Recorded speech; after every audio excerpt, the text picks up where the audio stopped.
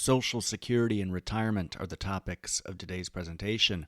And I know that these deviate from what we usually cover here on the channel, but the reason that this came up is that recently in our piece on Jim's portfolio, part of our Rate My Portfolio series, we talked a lot about retirement funds and the notion of Social Security providing some sort of safety net needs to be addressed for investors. Now, I know that Social Security is a topic that's only applicable to half our audience because the other half is from outside the United States, but these concepts are pretty much the same wherever you live. So just a little bit of housekeeping.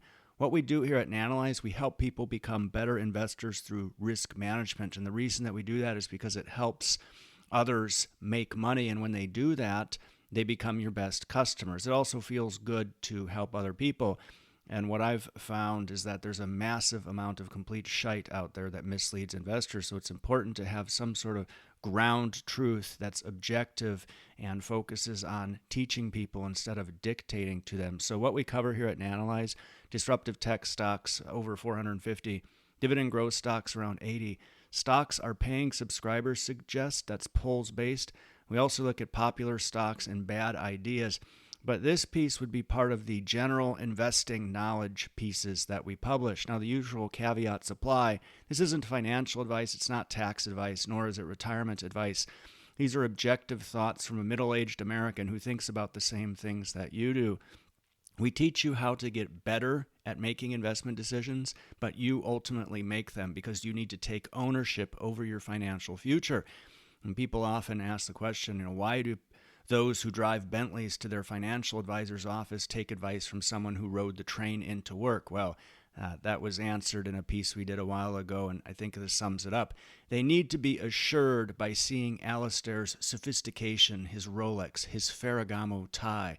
So I wanted to touch a little bit about the two topics that people don't like to talk about, which would be death and taxes. Now, I like this piece from Wait But Why. This was published quite a while ago, but I always think back to it.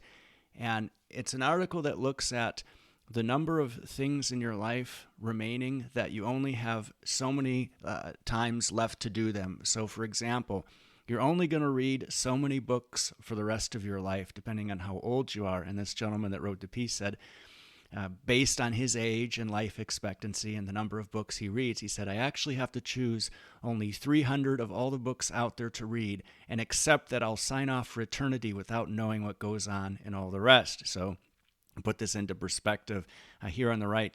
Americans read an average, the mean is 12 books per year, but what's more actual is the typical median. So American reads about 4 books every year.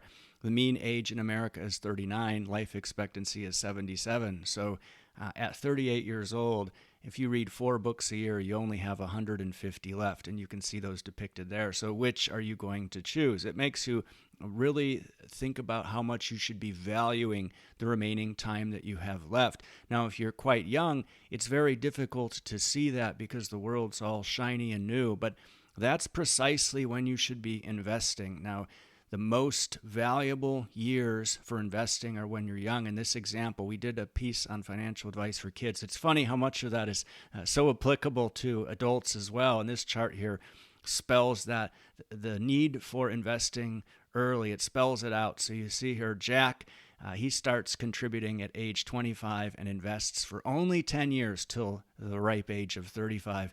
At that time, Jill, she starts investing, and she invests for 30 years. Now, if those individuals returned the same in the market, Jack would still have more money than Jill at the time of retirement. So it's very important to invest early, and what you're seeing here is the time value of money. Now, when you're young, you ought to have, or at any age, I suppose, a simple plan. And since the earlier you save, the more impact it will have on your wealth. Sacrificing early is going to pay dividends down the road a lot. So that's delayed gratification. A lot of people these days don't like that concept. But what you can do is, for example, target a life transition around middle age. This is different from thinking about working all the way until retirement and then taking your retirement money and spending it on who knows what. Instead, you can say, well, I want to live as much of my life as possible doing what I love. So you can target that around middle age. You might start doing just that, whether that's traveling or charity work or a different career or teaching. If your plan involves generating income at middle age, so that would be if you transitioned into doing something else, then you would want to delay retirement for as long as possible because you're doing what you love, right? You're not at some job that you hate, and it makes financial sense, and we're going to show you why that is. Now, before we do that, I wanted to ask you, if you're interested in learning how to become a better investor, we have a free subscription plan at Nanalyze. Just go to our website, click subscription plans, and then click free plan. Put in your email address, and we send out a weekly newsletter which will help you become a better investor. So getting back to talking about retirement, when you look at the questions that people ask, these are taken from Google. What is the best age to retire for happiness? What happens when you retire? What should I do before retirement? Why should you retire at 62? The biggest questions seem to surround when you should retire. And when you look at the Social Security Administration, so when you work in America, a certain percentage of your salary goes into this fund, and then when you get to a certain age, between 62 and 70, you start to withdraw those benefits. And people often wonder what age they ought to retire. Well, you need to differentiate retirement versus when you file for Social Security. So let's talk about Social Security. When to file is a decision that we all have to make. So the earliest that you can file is at age 62. Now, you shouldn't count on Social Security. I certainly don't. And that's because the benefits are questionable. Now, this is taken right from the Social Security website. Benefits are now expected to be payable in full on a timely basis until 2037. That's just 14 years from now, when the trust fund reserves are projected to become exhausted. That's not what you want to hear your fund administrator say. And so if you're 48 years or younger, you're going to get screwed by the time you get to taking out Social Security. Now, at the point where the reserves are used up, this is from the horse's mouth, they say that continuing taxes are expected to be enough to pay 76% of scheduled benefits. And who knows what that number is going to change to in the future. But what you can do, I don't know if most Americans know this, you can go to this URL, the Social Security website, and check at any time how much you're going to receive, and they'll tell you. And then just multiply that if you're 48 or younger by 0.76, and then you'll see how much that is.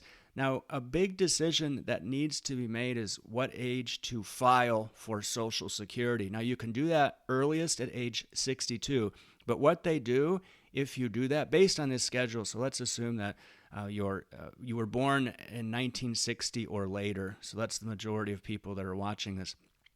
So if you file for those benefits at age 62, they're going to give you 70%. So if your benefit was $1,000, you would get $700 instead. And then going over time, there's a cost of living increase. But the later that you wait to file, the more that they're going to give you. And if you wait until the target date to retire, which is age 67. You can see that here.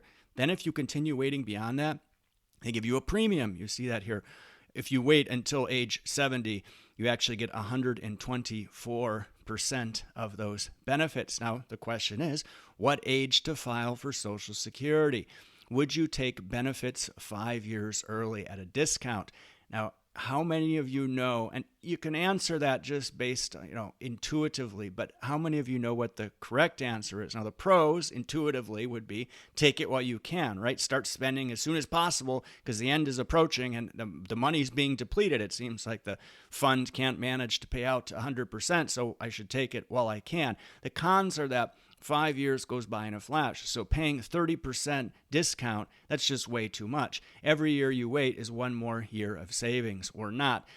Think it through. So first of all, if you're generating income doing something you love and you get to the age of 62, do that as long as possible because that's income. That's a very simple answer to that question. You continue to generate that income and you don't take from Social Security because when you choose to do that, then you stop generating income and then you're losing that. So you would always want to generate income for as long as you could, and then also get the added bonus of that income from Social Security increasing the longer you wait. However, if you're not generating income and you get to age 62, you should probably take those benefits, and here's why. Now, everybody ought to learn how to do this. And when I studied in B school, we did this stuff constantly, and it's the net present value of future cash flows. So it looks complicated, and it's not. It's really simple, and it's really cool. So let's say you were going to install rooftop solar, and that would cost you $20,000, but then you would receive these cash flows from it for 5 years only. So for year one, $5,000, year two, $6,000, year three, $8,000, year four, $7,000, year five, $4,000. You see these variable amounts. What you can then do is figure out how much that money is worth today based on interest rates. And you see where they've done that here. They've taken each amount and divided it by 1 plus the interest rate. And then for every year that you go forward, you simply square it by that number. So you can see how these equations work. Then you get the present value of these future cash flows. So if interest rates were 8%, and somebody was going to give you $4,000 5 years from now, that's actually worth $2,722. So at interest rates at 0%, then you would receive $30,000 for that $20,000 investment. But let's say interest rates are at 8%, which is given in this example. Well, the present value of those future cash flows is actually $23,992. It's a lot less, but it's still more than your investment. So, of course, you would proceed with this project. This is basic stuff, the basic calculations that you do to figure out whether or not you do projects, and all kinds of scenarios. Now, let's get back to Social Security. So assuming you don't have an income, the higher interest rates are, the more appealing it is for you to take the money now. If interest rates are low, then waiting might make more sense. And we've put together 3 examples here. On the left, you see 2% interest. So it's unlikely that, who knows what's likely or not, but 2% interest is pretty low, all right? So if you found yourself in that scenario, then you would want to wait if you thought you were going to live to at least 81. However, life expectancy in the United States is 77 years old. So if you were going to base your decision on that, then you would want to take that money as early as possible, even though it's discounted by 30%. Now, you see as interest rates go up, let's say they were double that, 4% interest rates, you'd have to live at least until 84 to start making more money from taking those payments later. So you can do these calculations yourself using the example that I showed you and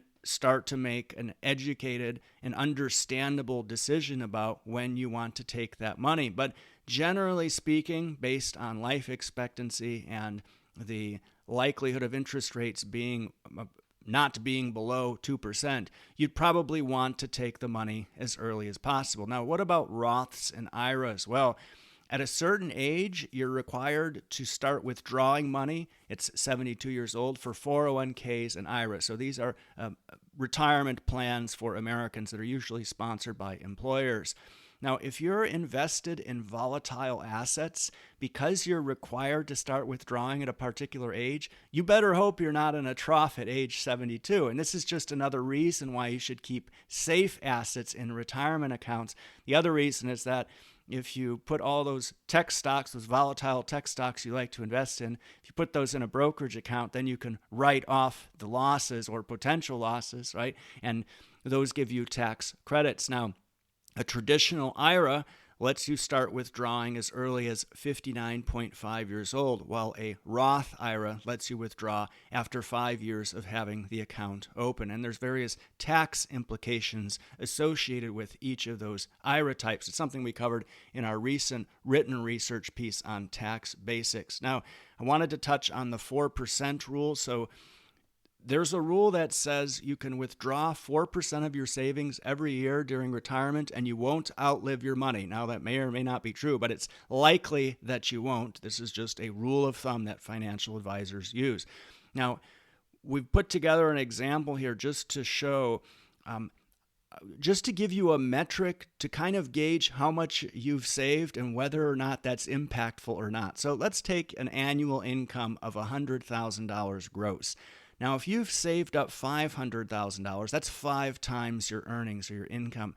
The 4% rule means that based on that amount, you'd be getting $20,000 a year or 20% of your salary. That's quite low.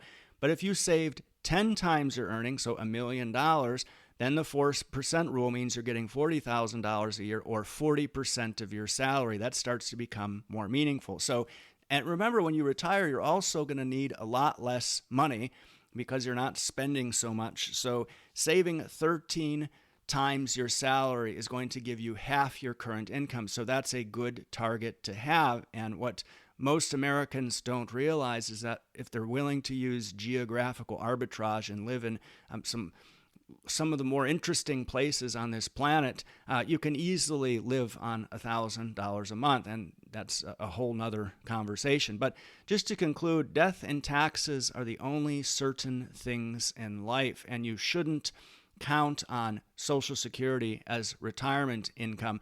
And based on the calculations that we've looked at today, retiring early seems to be the best option.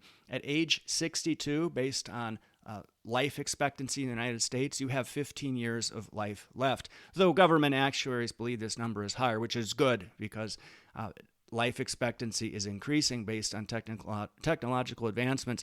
But don't follow some template to your grave. Customize your plan based on what you want to get out of life. And don't worry so much. So I see a lot of people that say, I hope I'm doing it right. Maybe that's one of the reasons that they feel confident in entrusting their financial future in the hands of a financial advisor who took the train into work.